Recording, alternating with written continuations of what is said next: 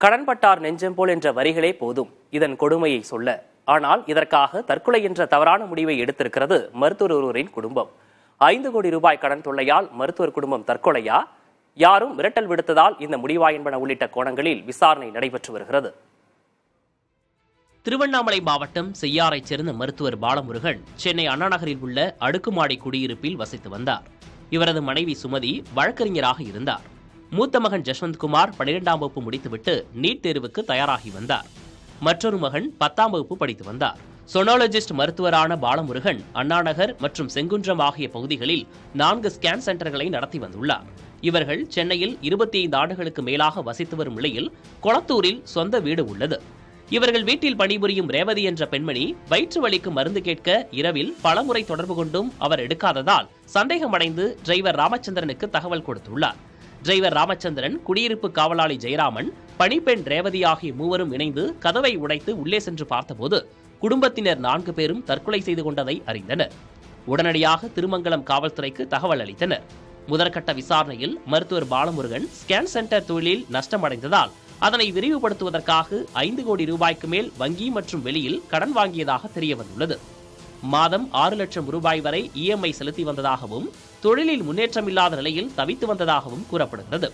இதனால் ஏற்பட்ட மன உளைச்சலில் பாலமுருகன் இந்த முடிவை எடுத்திருக்கக்கூடும் என்றும் விசாரணையில் சந்தேகிக்கப்படுகிறது.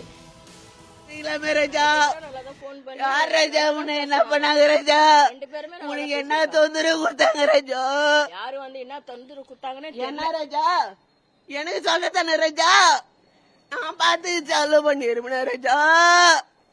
டிரைவரும் அந்த அம்மா போனாங்க. இன்னொரு கத்துறாங்க சொல்லிட்டு நான் மேலே கார் துவச்சிக்க நின்றேன். இன்னொரு கத்துறாங்க என்ன தெரியல சொல்லிட்டு மேலே போனேன். கற்றுக்க நின்றாங்க. சார் என்ன உள்ளே போய் பார்த்துட்டு வந்துட்டேன். அவ்வளோதான், ஒன்றும் இல்லை. பெரிய பார்க்கல. அது இந்த சாயங்காலம் கூட பேசணும் சார்ட்டு. நல்லதாக பேசிட்டு மேலே போனாங்க. அவ்வளோதான். அப்போ நான் எங்கே உட்காந்துட்டேன், மேலே சார் இருக்கும். காலையில் இறங்கி வரும்.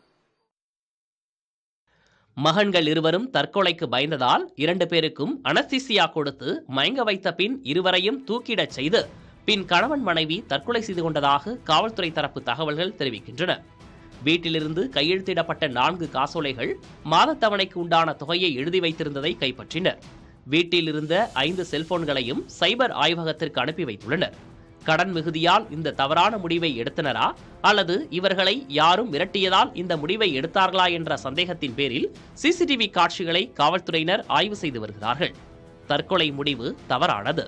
தற்கொலை எண்ணம் தோன்றினால் 104 என்ற இலவச தொலைபேசி எண்ணை தொடர்பு கொள்ளலாம்.